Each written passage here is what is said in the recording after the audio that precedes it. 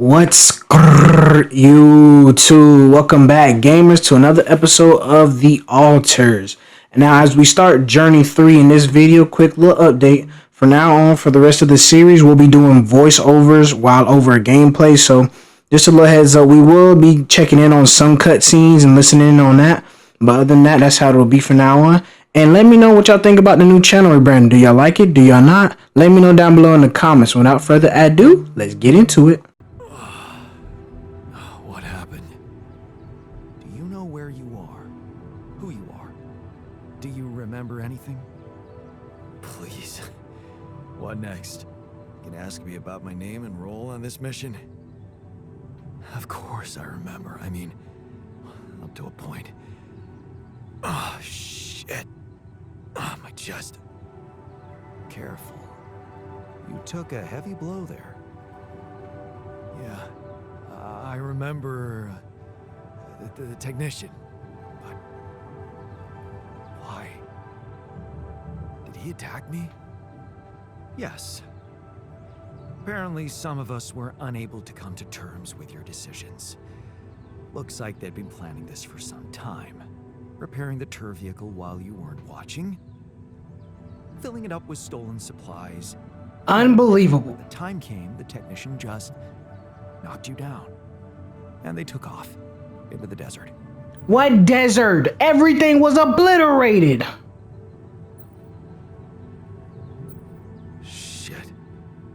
It's all my fault. I saw it coming, but I didn't do anything to stop it. Was he trying to kill me? I mean, what exactly happened? I think he just wanted to send a message. Knock you unconscious, maybe. But that blow caught you off balance. You fell and punctured your helmet. You were suffocating. I almost died. Well, at least I thought that would work. But after the injection, you just turned blue and started shaking all over. Of course I did. I'm allergic to Adricol. Yes, well, I know that now. I'll probably need to get tested too when I'm back on Earth. Wait. How did you find out? From someone who knows you best. I called Lena. Of course, it would have been much quicker if the botanist had told me. But I guess he was too busy despairing about our situation in his cabin. You talked to Lena? Yes. Fortunately, all of this happened before we got lost and communications died. Oh, so we're lost and stuck in the middle of nowhere. Great. You at least pretend to be me? Oh, come on, Jan. You and I couldn't be more different. Should never fall for it. Shit. Yes. Well, I hope you also heard the important part of my story. It happened before we got lost. We're lost? The navigation system's down. The storm is everywhere. We've been circling blindly for days. Unbelievable. I'm sorry to be the bearer of bad news, but frankly, the base is close to breaking down. The storm's been putting it under a lot of pressure, and supplies are at a critical level. It's been quite intense. Oh my goodness. Wow. Is there no good news at all? I mean, we're closer to the finish line, right? We just need to figure out how to get out of the storm.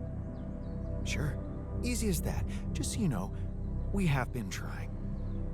With all the time we've lost, I'd say we're one mistake away from failing the mission and getting stuck here for good. We need to stop drifting aimlessly, pick a direction, and this time, it needs to be a flawless choice. I agree. Flawless. I'm glad you see the problem. Okay, so what do we do? I was hoping things would change when you woke up, but I suppose it's gonna take more than that. Well, I'm sorry to disappoint you. I'm not superhuman, you know. How am I supposed to suddenly know what to do? Well, superhuman or not, you're still gonna have to bite the bullet. Bullet? What bullet? What are you talking about? I didn't want to stress you immediately after you woke up, but there is something you should hear. Some messages in the comms room from before we lost contact with Earth. Okay, what's in them? What are you not telling me? Just listen for yourself. So yeah, that's basically kind of what happened after that cliffhanger of an episode in the last one. So in this next portion, we're going to talk to a new person named Agatha, who's head of chief operations at Ally Corps, who basically wants us to give her a stat update the minute we can once we get from the sandstorm. We'll also talk to Lena as well as our boy L7 Lucas, who basically finds out that Ally Corp knows about what's been going on between us and Maxwell and him. So let's check out what he said in this bit. Fuck, Jan. What the fuck? They know everything. The board. But I thought we were... I thought we had each other's backs. That is some deep, deep shit you got Maxwell into. Do you even realize what you've done? Stabbing him in the back like that? Without any warning after... So yeah, L7 basically is pissed about that. He ends up getting benched because of what him and Maxwell were doing, and Maxwell got fired effective immediately. Now in this next segment, Lena over here is basically running us down about how she's mad that we lied to her about the altars and everything, manipulated her in a sense, and after talking to the scientist. Refinery is such a weird place, don't you think? Just say what you have to say. I just feel a little dizzy around there. I think it should be checked for, leakage. Maybe. Or maybe stop daydreaming. So yeah, right now in this segment, we talk to the scientist about how how everything's really just a mess right now, and he tells us how he missed the technician one because he knew the navigation system inside and out, and he would be able to be a big help with getting us out of the sandstorm rather than us be wandering around aimlessly for days. Now, we end up talking to the scientist, letting him know like we felt like we did the right thing as the captain and the leader by doing the humane thing. But as we figured that out, we figured by doing the right thing, which is the humane thing, may have not been the right thing or the humane thing by the altar standards, because it's their lives that were on the line, not ours. Now, we also continue talking further with the scientists about how we're lost aimlessly with no plan, with no way around, no way forward. But then he kind of gives us a suggestion, an idea about what to do next. So let's listen in. To upgrade the QC. His old experiment. He and Lucas used the mind records in a completely different way to manipulate the consciousness of an existing person. You're not really thinking we should try and repeat that. Oh, I agree it could be dangerous, but well, you said it yourself. There might not be another way.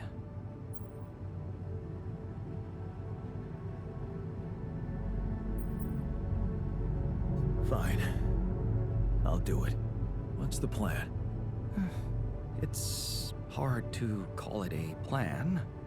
Just go into the womb, I'll plug you in, load Maxwell's code, and improvise. Testing on production? Doesn't sound like your standards. Oh, I had to say goodbye to my standards the moment I woke up in this base. So after much discussion with the scientists, we basically come up with a way for us to maybe find a way through this mess by somewhat altering our own genetic DNA and alter path as well, since there's not really an alter path where there's a Captain Juan or a leader Juan who was a leader and a standout and could lead others. So we're going to go through with this procedure and you won't believe what... Is it okay to have second thoughts about...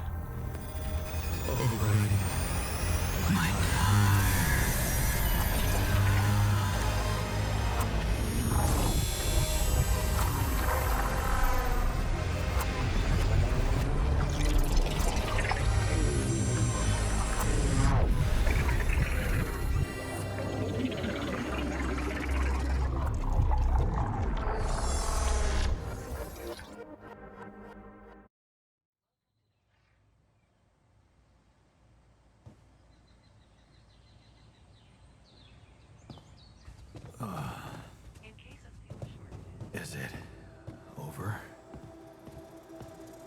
Hello? Anybody here? The base has stopped. I should check outside.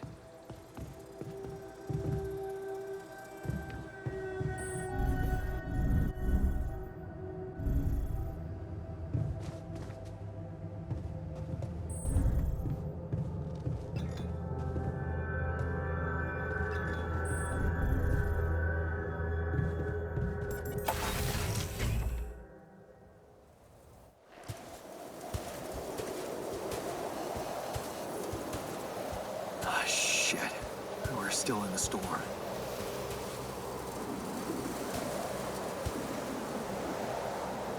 What the hell?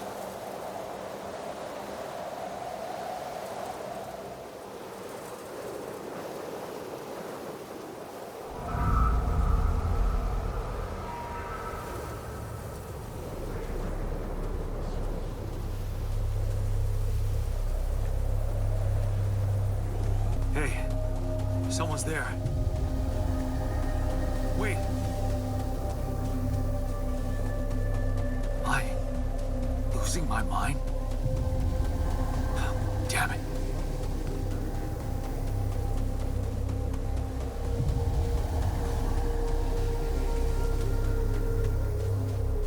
What was that?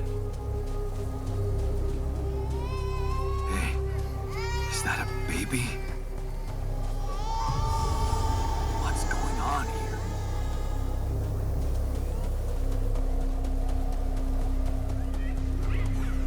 I recognize this.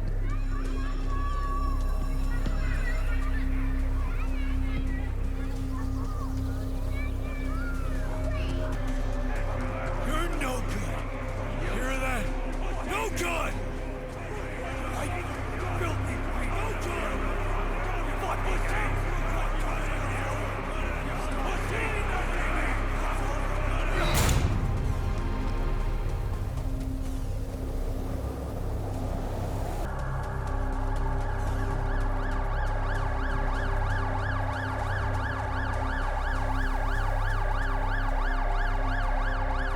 Mom.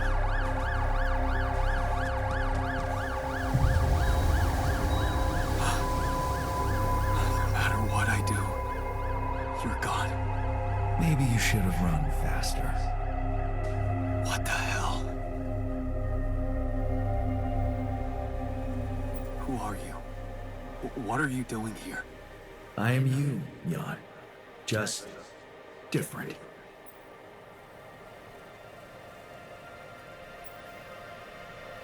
Is this a dream?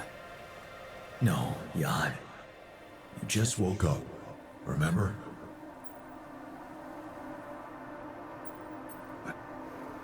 Where am I? Still in the base or somewhere else? You're right here. Where else would you be? The better question is, why are you here?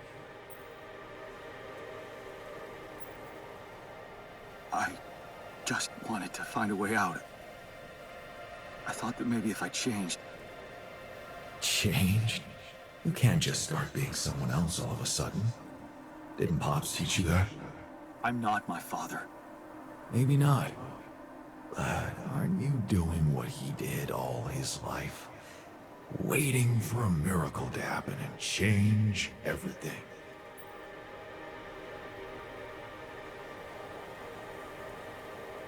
That's not true. I wasn't waiting for anything. I took matters into my own hands. Do you really believe that? That you're the architect of your own fate?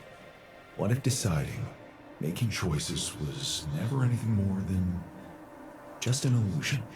It's crossed your mind, hasn't it? Does it really matter what I do, where I go, what I say? Am I the captain of my ship? Or does it take its own course regardless of what I do?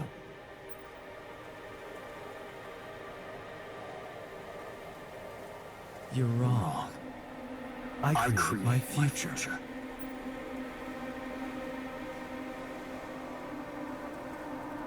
Hey, wait, how? How do you know what I'm going to say? Cut it out. I'm sorry I couldn't help myself. But you haven't been listening carefully. I told you. I'm you. It breaks my heart to see you so absorbed in that whole what if business. Using your altars to revisit problems you couldn't solve. You've been very busy. But still, instead of moving forward, you end up here, stuck in your past. How is that? I know now that I could have been there for her. If I had taken a different path. She's gone, Jan. She always was. There was never anything you could have done. Where's he gone? This is crazy.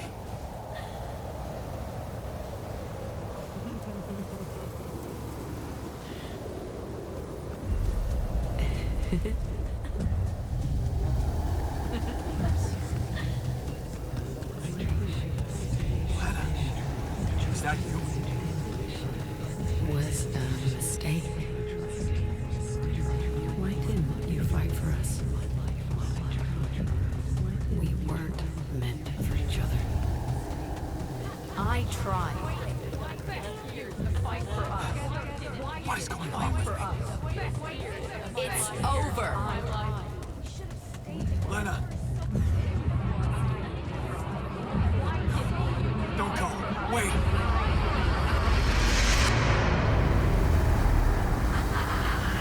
I guess you two just weren't meant to be together.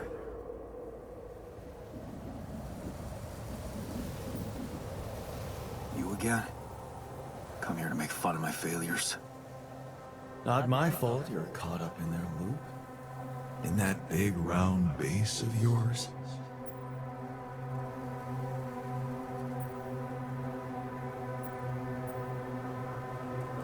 I'm moving forward. Yes. To stop short on the wrong side of a precipice. Can't you see that you never were good enough for her? Her parents were mad at her when she dumped that law student for you. The unemployed miner's son with no prospects. And you wanted to impress them with what? A house with a garden, a steady job in a corporation? Is that why you were so afraid of losing that house and going abroad with her? Because you knew her parents wouldn't respect you? Just look at your altars. Don't you think any one of them would impress her more than the average boring Yandolski?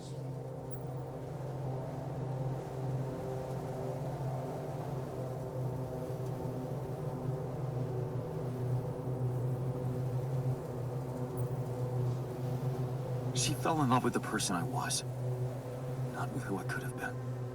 Love. Such a big word.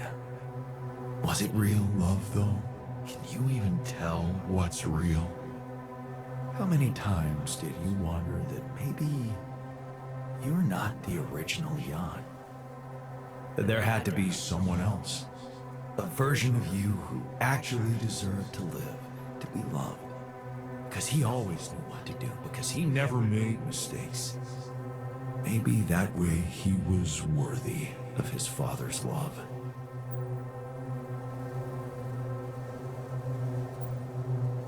What a ridiculous thought. No more ridiculous than the other thoughts you've had about yourself. I'm just saying what you're thinking.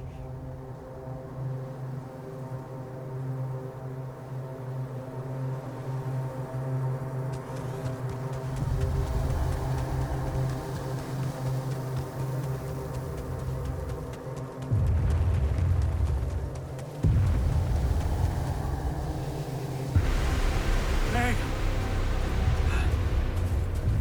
Please, don't go!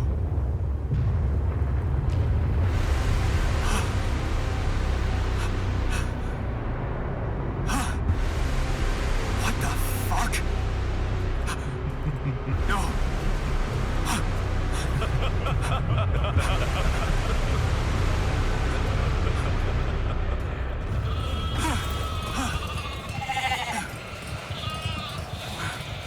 Where are you going?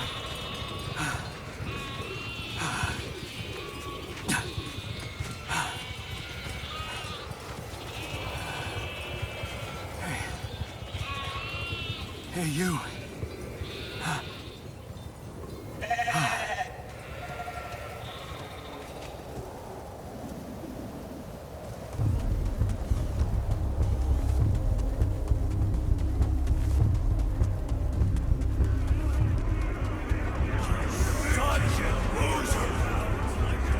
You can do it.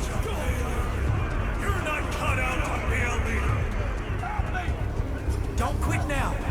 I'm suffocating! Run faster!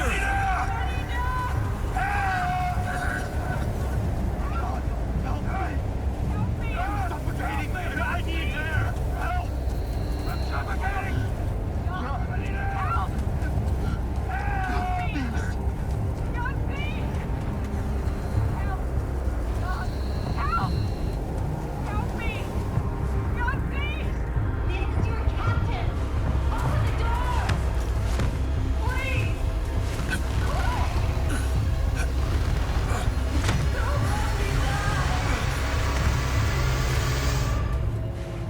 I'm sorry, Captain. I can't. I can't help you. I'm sorry. They were dead before you got to them.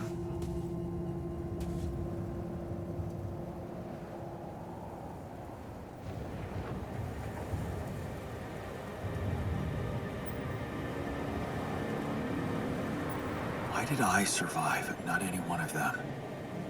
Someone had to.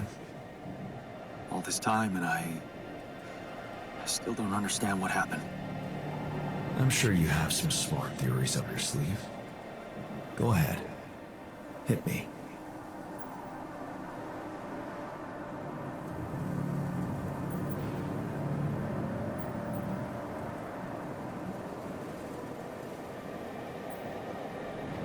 Maybe Maxwell did it.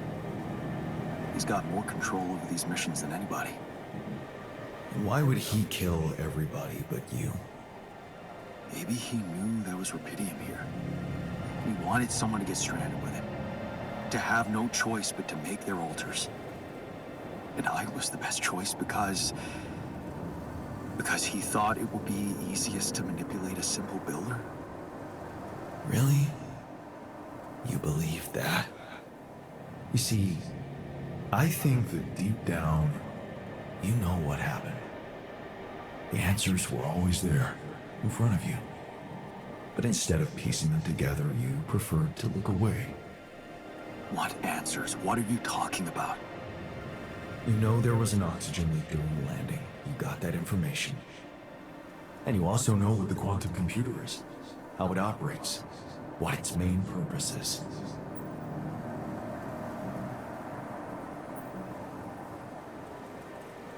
To optimize decisions. That's right. Its role is to ensure the success of the mission no matter what. And it looks like in the face of an emergency, it had to do just that. There was only enough oxygen for one person to survive. And the QC had to calculate the probability, as it always does, who should receive that life-saving breath. No judgment, no reading tea leaves, just pure data analysis to give the answer to one simple question. Who had the biggest chances of completing the mission? And it was. Yes. The math pointed to you. How do you know all this? Because you know it. You always did. But you were so focused on your mistakes.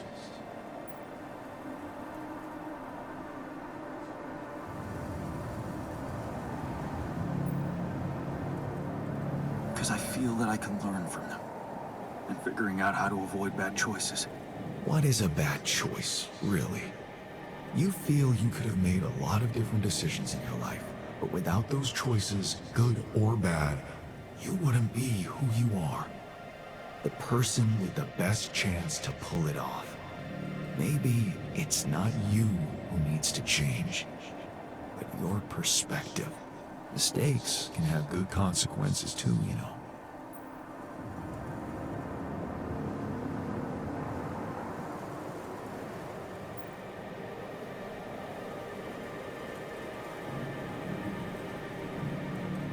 And they're not mistakes anymore, are they? My point exactly. Still, I lost a part of my team. Conflicts can open new, unexpected paths. What do you mean? Find and follow your disobedient side. You've spent a lot of time on this planet escaping the sun, facing the darkness. Maybe it's time you started looking through the darkness and notice the light. Light? What light? Hey.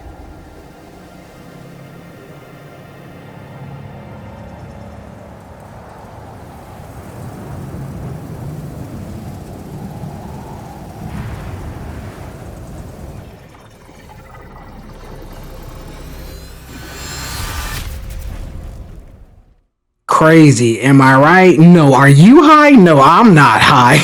So after that enlightenment of our subconsciousness basically figuring out the answers of what really happened with the crash landing that landed us here on this planet, we tell Scientific Juan about our findings, but he's not really too pleased about our findings because of the fact there's no definitive answer to get us out of this sticky situation until we give him the slightest hint. After he rambles all and all about this, that, and the third, he finally may have figured out a way to get out of here. He said something about noticing the light. That make any sense to you? The light? Seriously? We risk everything to alter your mind, and all you come back with is a cliched epiphany about following the light? Doesn't the tur emit any light? Well, probably. But in case you haven't noticed, there's a sandstorm raging outside. We'd never be able to see anything, even if we had the most high-end... Wait a minute. What? Tell me. Low-frequency electromagnetic waves detection. Oh, now you're confusing me. That could be it. Yeah, the navigation system. It can be switched into an auxiliary mode, tracing any interferences in electromagnetic wavelength. And that means if there was a source of artificial light somewhere nearby, the sensors could be able to locate it. And follow it. Right. If the technician really did find a way through the storm, and the tur vehicle is not too far away, it could be worth a try. Your subconscious might actually be a genius. Oh, you never doubted that, did you?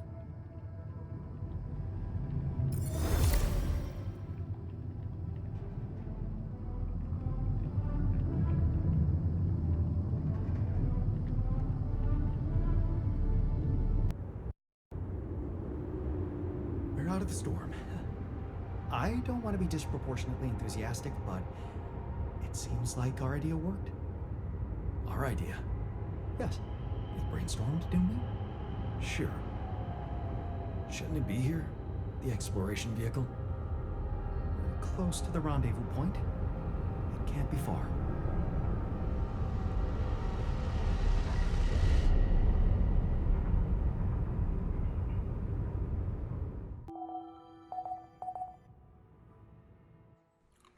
So after our talk with Scientific One, we end up getting a new piece of the pie called perspective, which allows us to live with the decisions that we made and open up to the regrets that where they may lead to. That's not exactly word for word, but that's just summarized for what I can remember. But Scientific One then finds a way around the storm, which gets us to our new positioning that we're at now in Act 3. Basically getting us out of the storm after he came across that epiphany due to our little hint. Now, we're talking to Agatha, who's head of Ally Corp, as you all may remember. And she's telling us about, we're giving her the update, and she tells us about how she basically effectively fired Maxwell because of what he was trying to do. And she's looking at Mr. Pena and basically benching him for his display of what he did for following Maxwell as well. She then goes on to tell us about the reason why Maxwell kind of got benched to Mining Corps in the first place. And so let's listen into her explanation right now. So what happened? One of Maxwell's test subjects, a soldier, ran away from his lab and committed suicide in one of our offices. Although the word suicide doesn't quite give the act proper justice, he basically ripped himself to pieces with his bare hands. People were watching, Security cameras caught it. Otherwise, I would never have believed it. What? But why? Exactly. Why? Turns out there was a lot going on in Maxwell's lab we didn't know about. He altered people's minds as if they were machines. Made them switch personalities. Enforced inconsistent memories on them, only to erase them and try again. Every time, the procedure left a trace in those soldiers' minds. Left them more and more confused about who they are. His documentation revealed horrendous things. Records of overlapping flashes from contradictory realities. Nightmares, panic attacks, identity disorders. None of it ever reported by Maxwell. He kept the truth hidden so that he could continue his work, no matter what the cost. Driven by some irrational obsession to enhance the human cognitive system. That's why I am giving you a chance to redeem yourself. Forget about Maxwell. Wipe the slate clean. From now on, you're to follow my instructions closely. Mine and only mine. And we'll have no secrets from each other anymore. Do we have a deal? Just get me out of here. Of course. I'll need you to do two things for me. One, construct a beacon for the rescue ship, so that they can locate you precisely. And two? Two is a little more complicated. You see, the rescue team cannot find out about your alters, as you call them. What? Why? Safety reasons. You know how it is. The more pairs of eyes see them, the more mouths will need to be controlled. And if the public is to be informed about this byproduct of your mission, it is best that it happens by means of an official corporate communication channel. It's enough that your ex-wife knows, and now also Dr. Paulson, it seems.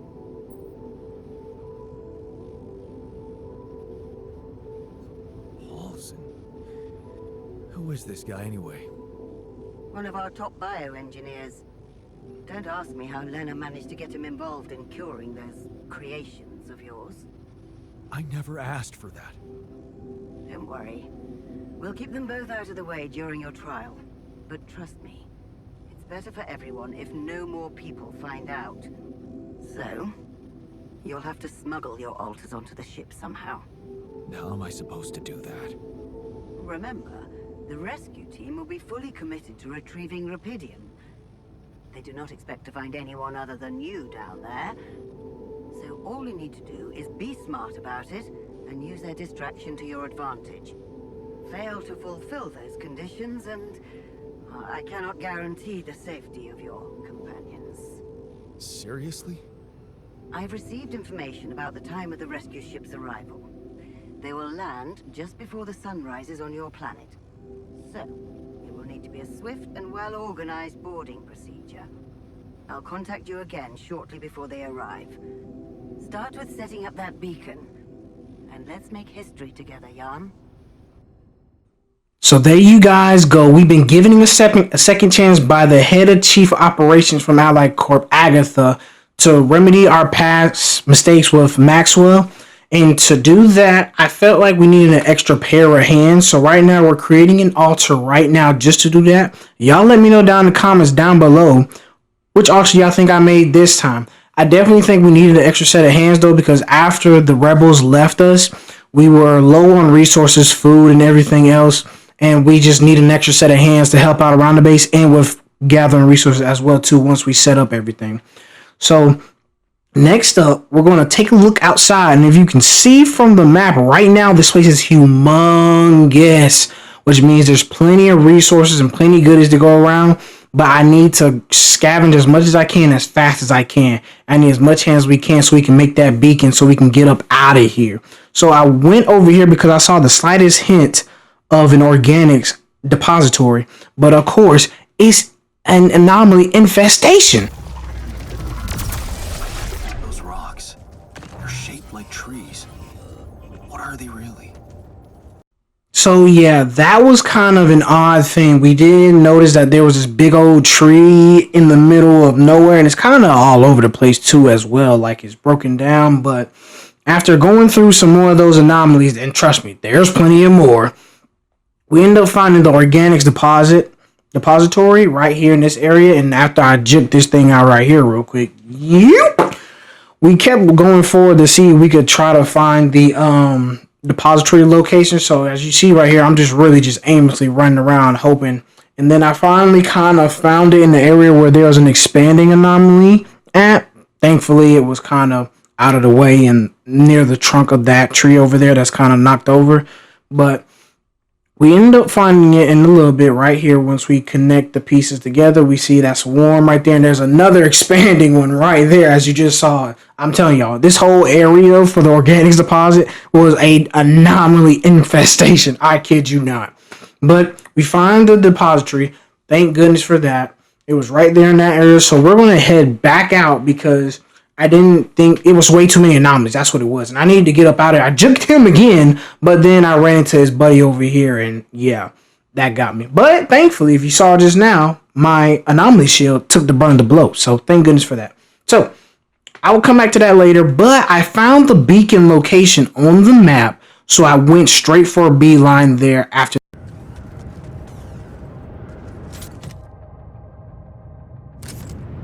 Jeez, I packed a lot of stuff. That's right, gamers. We found a bong. Let's go, lads. But after that, we ended up running into some more anomalies as we made our way to the beacon location. They were all over the place, like per usual. But we ended up having some inner conflict about how we should go about moving forward once we set it.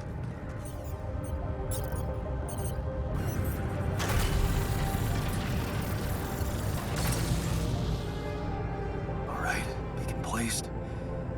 Time to summon the rescue team. But they can't find out about my altars. What the hell should I do? I wish the technician were here. He'd probably have something to say.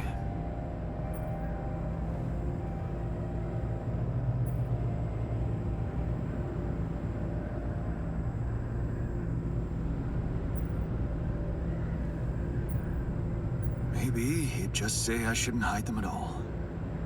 Face the truth with my head held high. Why should we hide like some criminals? They should be licking our boots. It's a simple task. Think. You're supposed to be the one who can do it.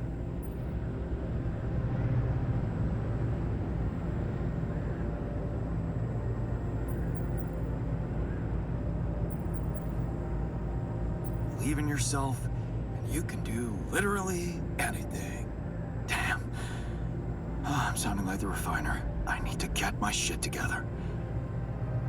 But, cheesy as it might sound, it's not bad advice.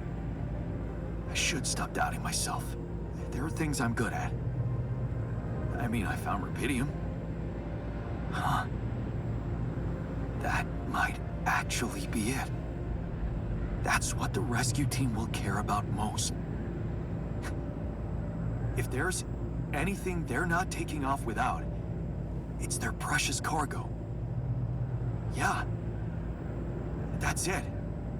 I'll have to find a way to use rubidium to smuggle the altars back to Earth. Now, the details are gonna need refining, but I'm sure the scientists can help me with that. For now, brainstorm over. Let's light up this beacon.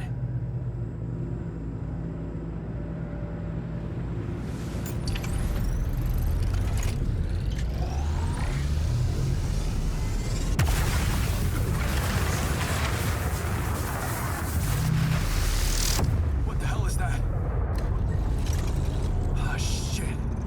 Pretty sure this was not supposed to happen.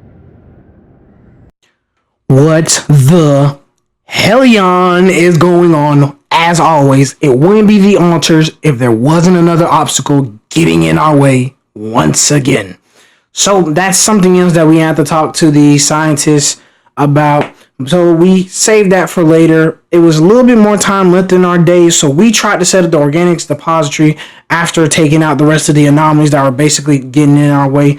But as you can see right here, I'm kind of having some difficulty because, as you know, you can't really have your pylons going through anything. It has to be a clear path for the pylon otherwise. So I'm over here mixing, matching, experimenting between different pylons that we have to see if maybe I can find a workaround.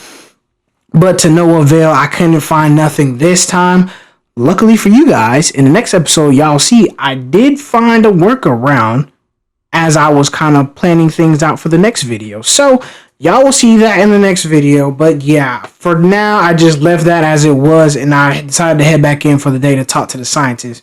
Now, we're letting him know about the news from Agatha about how we have to smuggle them on board.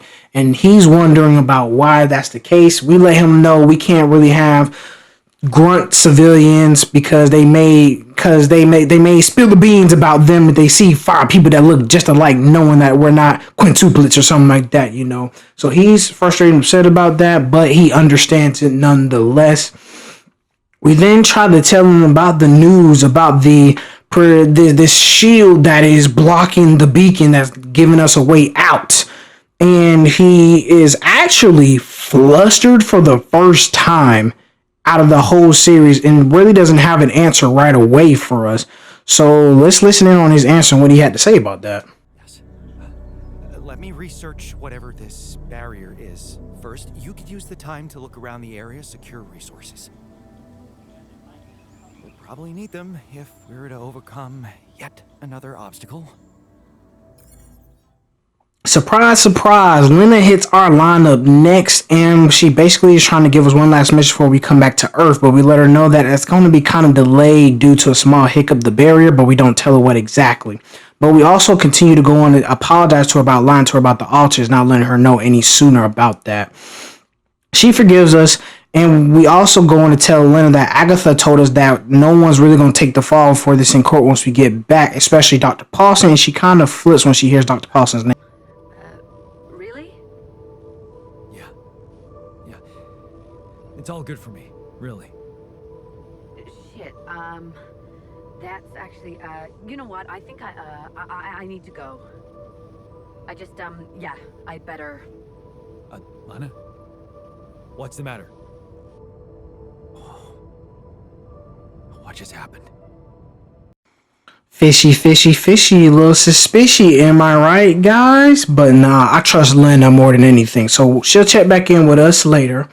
But for now, we woke up our newest altar, which is Dr. Juan. Let me know down in the comments down below if y'all guessed right, and if y'all didn't, let me know who y'all thought I was going to wake up next. But we're basically trying to get him introduced and wake him up, and he's a little bit more dazed and out of it more than the other altars, and there's a reason behind that, but we find out about that later on in the episode. But for now, let's check out his reaction to when he first woke up. Yeah, you're my altar. But my life, I was supposed to. I wanted to make amends.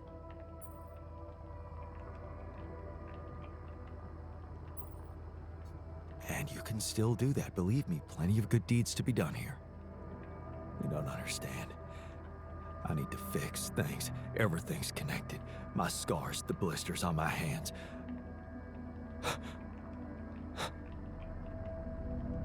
Wow. They're so impeccable. And my tattoo, it's gone.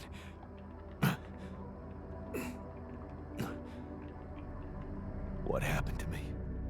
After our conversation with Dr. Juan, I wanted to check his mental state, and he was all over the place, but we would end the day right there heading into day 62.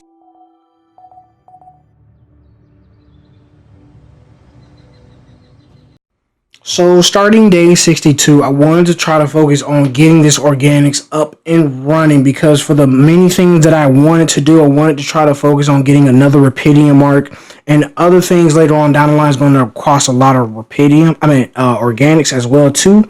So we needed that, and we need a lot just to get the base moving off the out of here, I guess, or whatever. But as you can see, we tried another attempt at trying to get the pylons through, but to no avail. Didn't work. But I have y'all know the hint is to do with going that route somewhat, sorta. But that's for another video for another day. So we scratched that plan off the list and we headed on to the next thing. We looked around the base a little bit and lo and behold, we found an enriched metals deposit. But I had no real way of figuring out how to get down there, so I said I'll just save it for another time. Then I found this little speaky hole right near the depository, and I was like, maybe this is the way down here. So I decided to turn around, take a look, and long and behold, there wasn't a way down, but the depository was humongous. Now we decided that we couldn't do nothing with that, so we decided to move forward into the next. Tire tracks. It must be the tour vehicle. At least I know which way they went. That's right, gamers. We done finally found our first clues on where the rebels might be hiding at or where they could have gone. But for now, I wanted to keep searching around to see if we can find as many depositories as we can around here so we can map out the best plan to make use of our pylons without squandering resources with our 4-man team that we have now after losing the rebels. And after taking out those anomalies that I just did, we found a small shallow minerals deposit. So we went at that and we took care of that for a good little bit because we need minerals as much as we can. And then I ended up finding a emerald vein, but I didn't do nothing with it just because of the fact that I just was too focused on trying to find a resource, and I felt like it was better to get a better picture of the whole map and where things were rather than go for that emerald vein.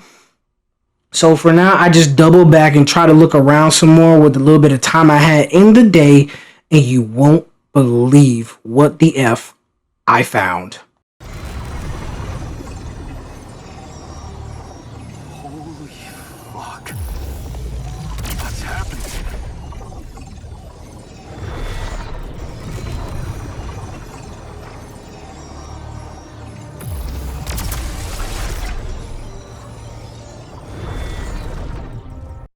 Yeah, so we found another new anomaly. This anomaly will now be formally known as the Prism Anomaly. And at that point, I decided we gotta go right now. No chances at all. And we will go back to answer a phone call from somebody. And we also found another surprise waiting for us on the ground.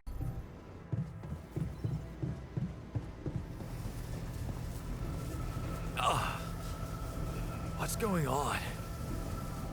Dizzy.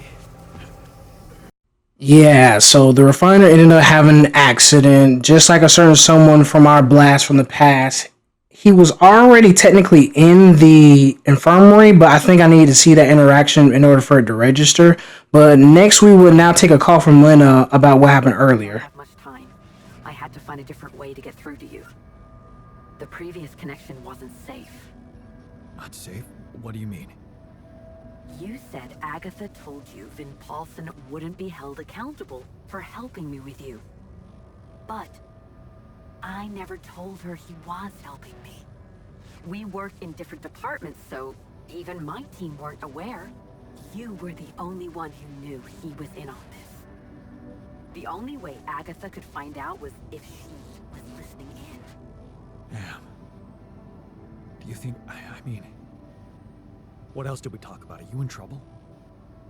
I don't know. But there's something you should know.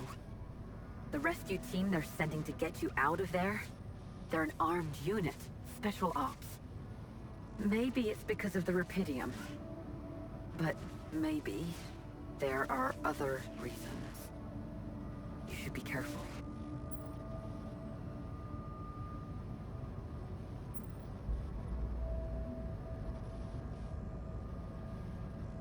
Military men.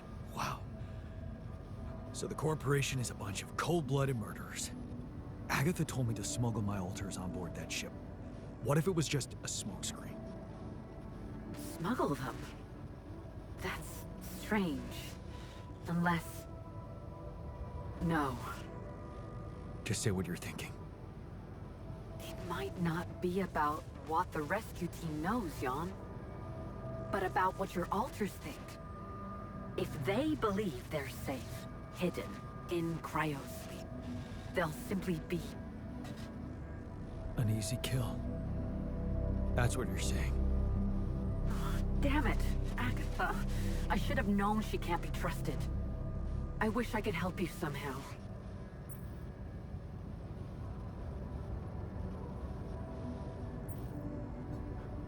No. Thank you, but you've risked enough, Lena. So have you. And I'm not gonna sit and watch them take away everything you fought so hard for. Hey, what about that guy from STC? Lucas? Yeah, he was alright, but they cut him off. I don't have any contact with him. Maybe I could get in touch with him through an internal channel. You think that's possible? I mean, he's holding a grudge, but maybe if I got a chance to explain. He is a quantum navigator, so assuming for a moment that I do manage to get the rescue team to land safely, maybe there's a way he could take control of the ship remotely. Steer it someplace safe, far away from Ally Corps. What about the implants? They can be tracked. You know that, don't you?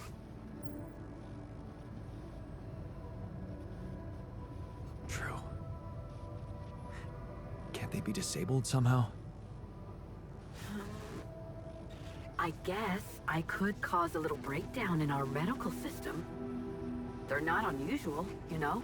Hardware crashes leading to loss of data. Lena, you are the best. Yeah, I know.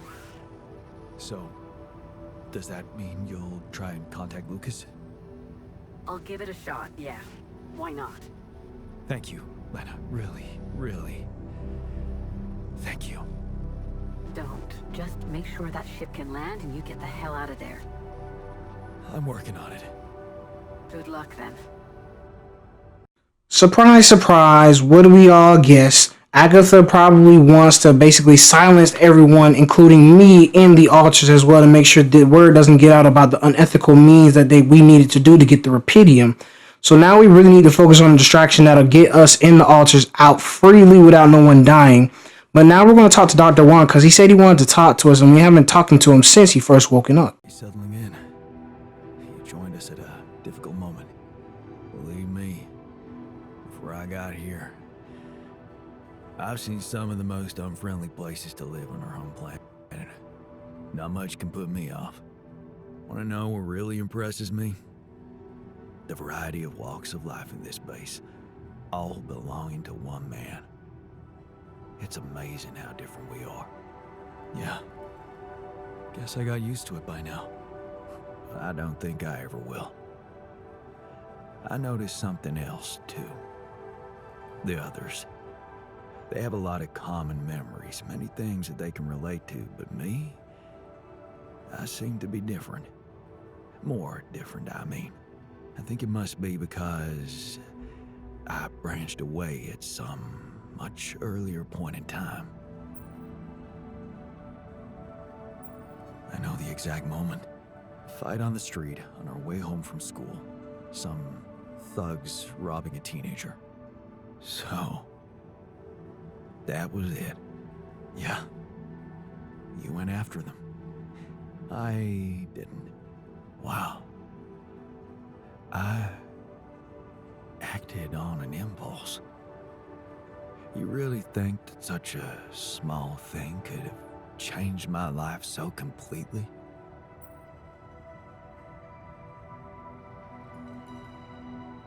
It was an act of courage. That's not a small thing. Courage? Huh. I don't think so. More like, thoughtlessness. I never thought about what I'd do if I caught up with them. Fight them? Luckily for me, I never did. But, I guess, without it, I'd have never seen an alternative to living with Mom and Dad. I'd never meet Edgar. Edgar, a retired doctor, my mentor. He worked down the streets of the slum district I ventured to, distributing food and medicine to the needy. Took me under his roof and taught me that however much you do for others, there's always room for you to become a better person. You just have to see it.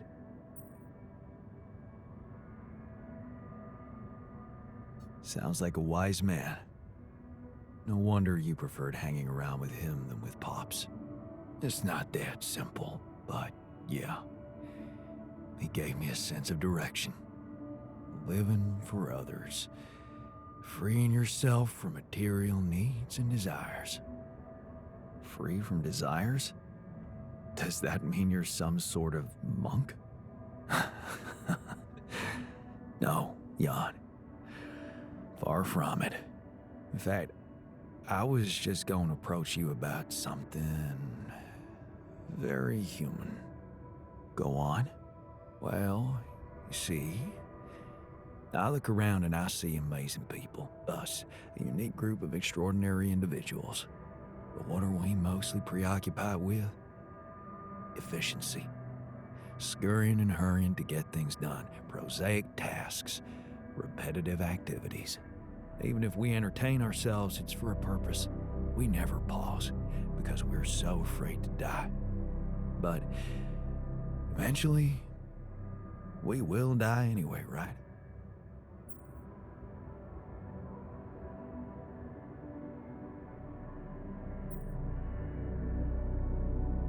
Of course. But it does make a difference if we die now or later. Who knows? Maybe it makes more of a difference if we die happy or not. The only thing certain is the present moment, Jan. And I know one thing. We're not cherishing it enough. How can we cherish it? We can stop for a second and enjoy something special together. Let me prepare a feast for our group to feed not just the body, but the soul. Make everyone feel that even if their material life has to end, their existence will be timeless. A feast to celebrate our mortality on, let go of our fear. What do you say? Okay. And what would you need to prepare such a feast? Don't worry, not much. I'm used to running a mass kitchen with only the basic ingredients. But I like to experiment with some recipes first. So I guess I'd like to ask you for some time and a decent amount of fresh greenhouse produce.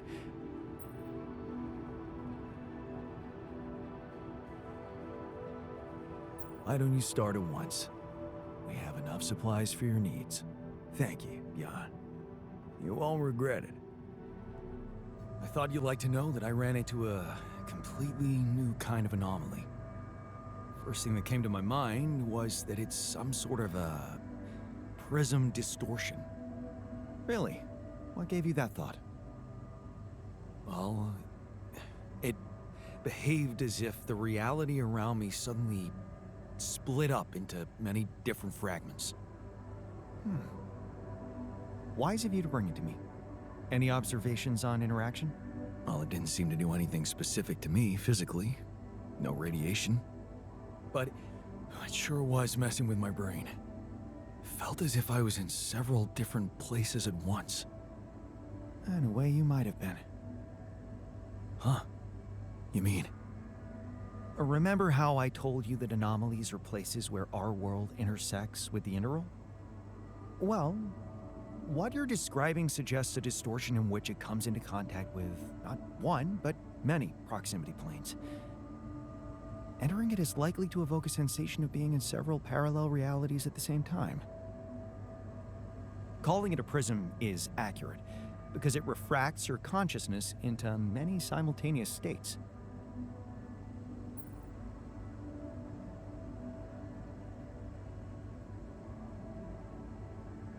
Neat.